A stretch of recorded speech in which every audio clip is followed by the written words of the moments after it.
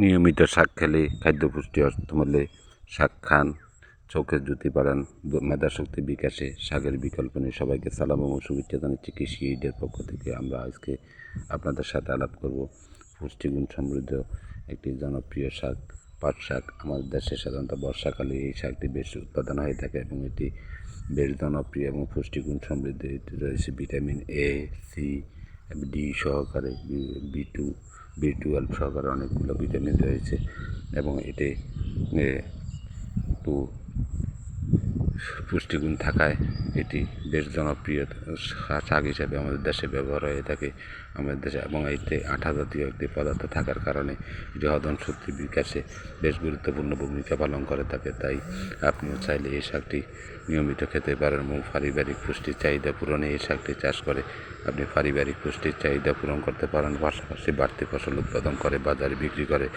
অর্থনৈতিকভাবেও লাভবান হওয়ার সম্ভাবনা রয়েছে। তাই এই শাকটি আপনিও চাইলে উৎপাদন করতে পারেন খুব অল্প খরচে এবং অল্প সময়ে অল্প পরিসরে এটি আবাদ করে পারিবারিক পুষ্টির চাহিদা পূরণ করতে পারেন। বর্ষাকালে সাধারণত আমাদের দেশে শাকের বেশ অপ্রতুলতা থাকে, তাই এই শাকটি উৎপাদন করে আপনি বর্ষাকালে শাকের চাহিদা পূরণ করতে পারেন এবং শাকের চাহিদা পূরণে এটি বেশ জনপ্রিয়তা শীর্ষে রয়েছে। এবং বর্ষাকালে শাকের পরিমাণ কম হওয়ায় এই শাকটি উৎপাদন করে পারিবারিক পুষ্টির চাহিদা পূরণে এবং পারিবারিক শরীরের বিভিন্ন রকমের পুষ্টিগুণ বজায় রাখার জন্য এই শাকটি বেশ জনপ্রিয় হিসেবে আপনি ব্যবহার করতে পারেন। তাই এই শাকটি উৎপাদন করে নিজে পারিবারিক চাহিদা পূরণ করুন এবং বাড়তি ফসল বাজারে বিক্রি করে অর্থনৈতিকভাবে লাভবান হওয়ার সুযোগ রয়েছে। তাই যারা বেকার রয়েছেন বেকারত্ব দূরীকরণে এই শাকটি উৎপাদন বেশ গুরুত্বপূর্ণ ভূমিকা পালন করে থাকে।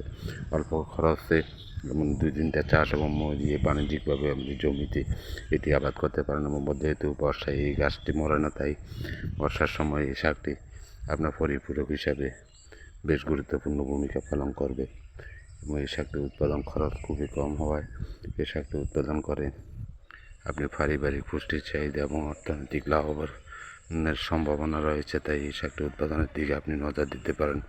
কৃষি আমাদের দেশে এখন ব্যবসা হিসেবে পরিচিত। কৃষিকে মান্ধাতার আমলের কৃষি হিসাবে না ধরে রেখে এটিকে বাণিজ্যিক আকার ধারণ করার জন্য যতটুকু সম্ভব আপনার চেষ্টা করে যান। আমরা আছি আপনাদের পাশে। আমরা সহ অক্লান্ত পরিশ্রম, কৃষকের পরিশ্রমকে বৃথা যেতে দেওয়া যাবে না।